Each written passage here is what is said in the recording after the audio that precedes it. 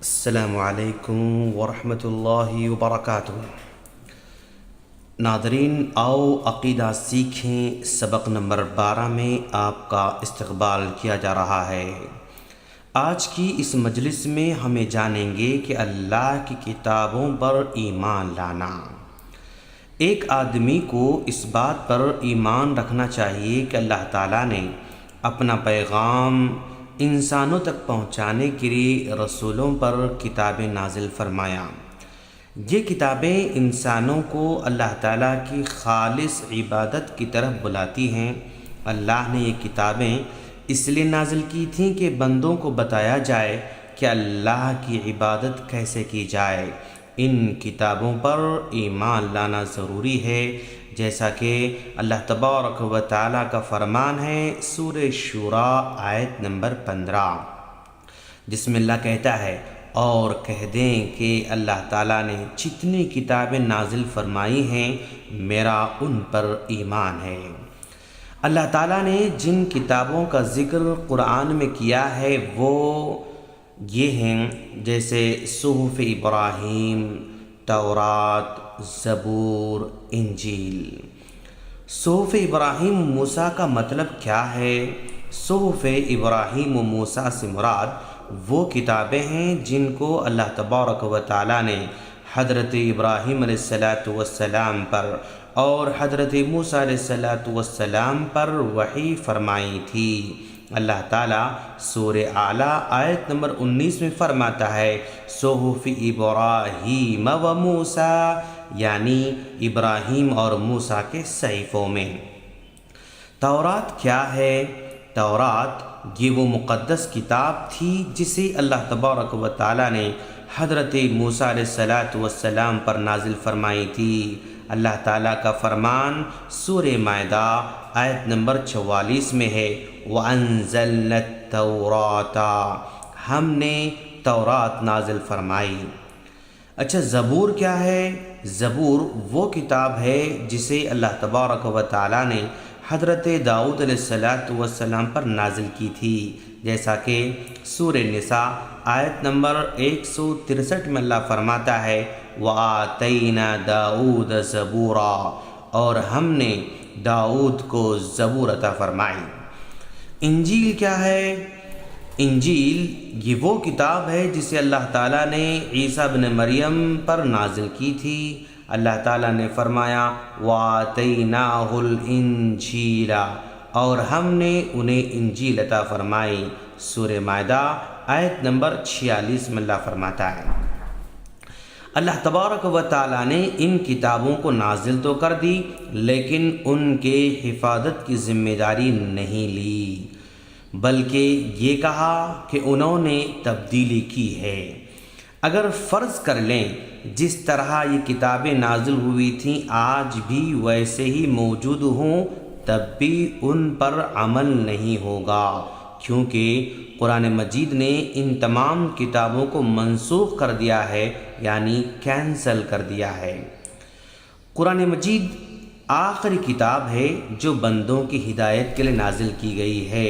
اب یہی کتاب قیامت تک باقی رہنے والی ہے اور اس کے بعد کوئی بھی کتاب آنے والی نہیں ہے۔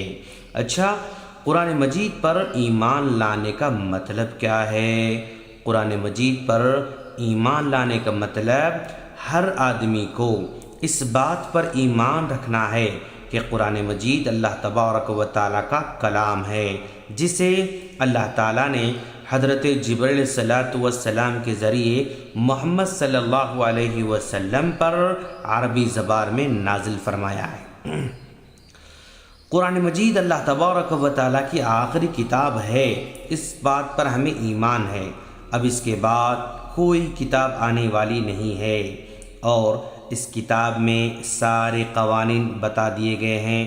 اللہ تبارک و تعالیٰ نے ساری انسانیت کے لیے نازل فرمایا ہے، کسی خاص قوم یا کسی خاص رنگ و نسل والوں کے لیے یہ کتاب خاص نہیں ہے، جیسا کہ اللہ تبارک و تعالیٰ سورہ بقرہ آیت نمبر 185 میں فرماتا ہے رمضان کا وہ مہینہ ہے جس میں قرآن اتارا گیا جو لوگوں کے لیے ہدایت ہے اور ہدایت کی روشن دلیلیں اور حق و باطل میں فرق کرنے والا ہے۔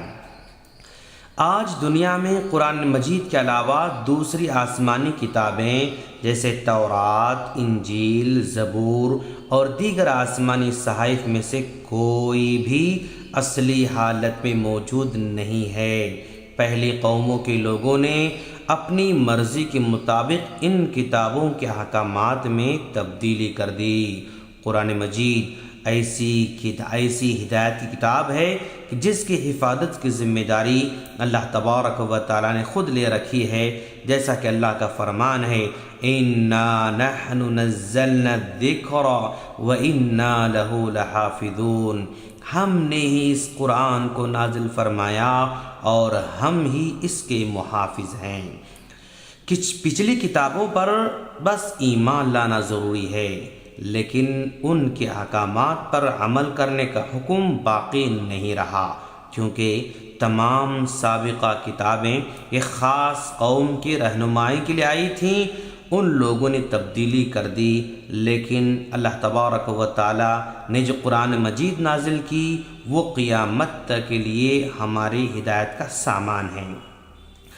اللہ کی کتابوں پر ایمان لانے کا کیا فائدہ ہے؟ آسمانی کتابوں پر ایمان لانے کا فائدہ یہ ہے کہ اس سے ہمیں اس بات کا اندازہ ہوتا ہے کہ اللہ تبارک و تعالیٰ کس قدر اپنے بندوں کے لیے رحیم ہے کہ اس نے ان کی ہدایت کا سارا سامان کتابوں کی شکل میں نازل فرمایا اور انسانوں کو شیطان کے بہکاوے سے بچا لیا۔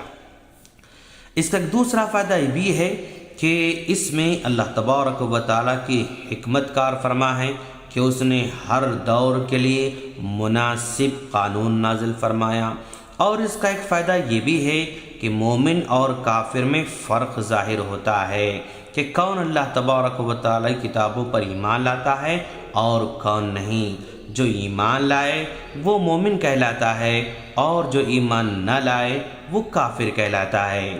قرآن مجید پر ایمان لانے میں انسان کے ایمان میں اضافہ ہوتا ہے، اور سورہ قصص آیت نمبر 52 میں بتایا گیا کہ ایمان لانے سے اجر دگنا ہو جاتا ہے، اور ان کتابوں پر ایمان لانے سے انسان میں اللہ تبارک و تعالیٰ کے شکر کا جذبہ پیدا ہوتا ہے۔ ہم اللہ سے دعا کرتے ہیں کہ باری تعالیٰ ہم تمام کی ایمان کو تو قبول فرما، آمین۔ السلام علیکم ورحمۃ اللہ وبرکاتہ۔